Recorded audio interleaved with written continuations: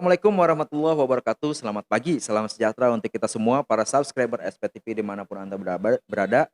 Semoga dalam kesempatan kali ini teman-teman dalam kondisi yang sehat walafiat dan bisa menjalankan ibadah puasa dengan lancar.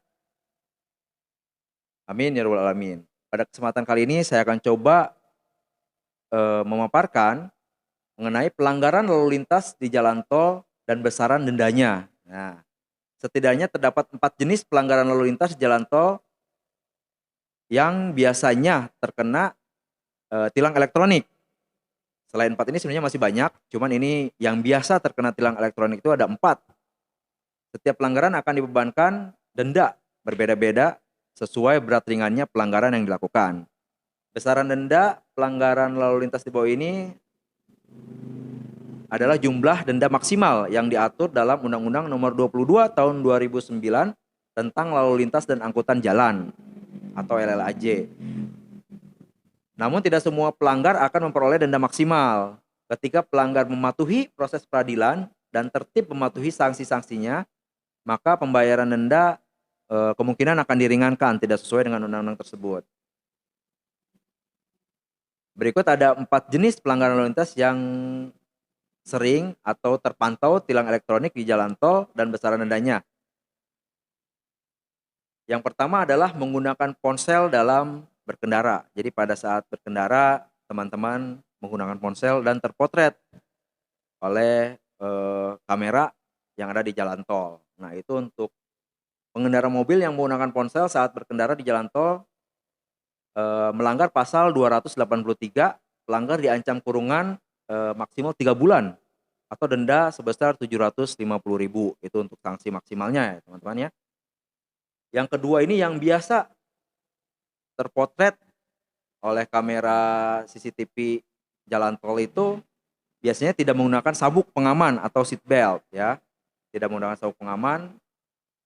Pengemudi atau penumpang yang duduk di samping pengemudi mobil tidak mengenakan sabuk keselamatan dipidana kurungan paling lama sebulan atau denda paling banyak Rp250.000.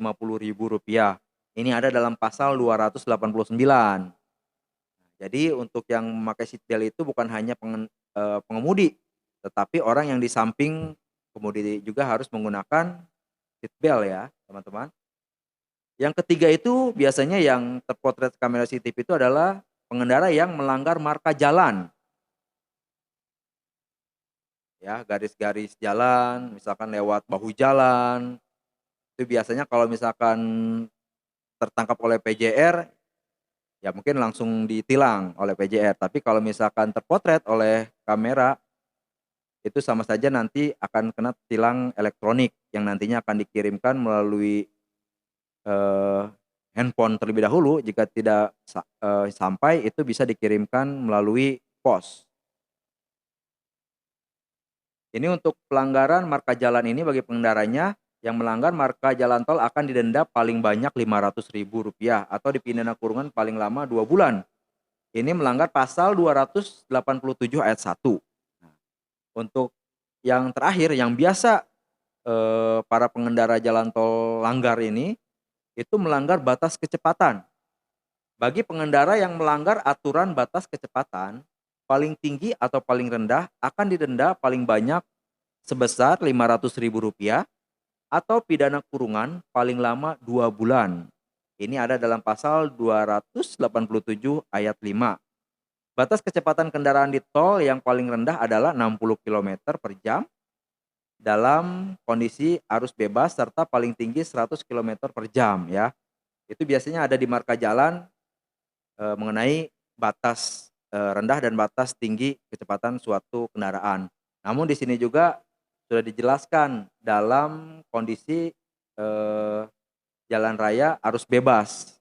Jadi ketika macet yang tidak mungkin kita paksakan 100 km per jam atau lebih serendahnya 60 km per jam. Jadi melihat kondisi, jika memang kondisinya lengang, itu para pengendara jalan tol maksimal kecepatannya 100 km per jam. Kadang di jalan tol kita tidak merasakan kecepatan tersebut, kita injak gas, tidak tahunya sudah melebihi 100 km per jam.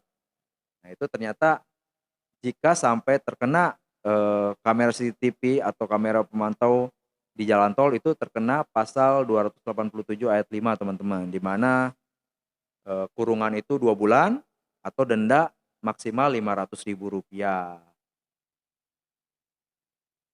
Mungkin banyak pelanggaran-pelanggaran lain ya selain yang 4 itu, cuman yang 4 tersebut yang sering terkena atau terpantau CCTV dan terkena tilang elektronik. Baik teman-teman, seperti itu pelanggaran yang sering terjadi di jalan tol dan besaran dendanya.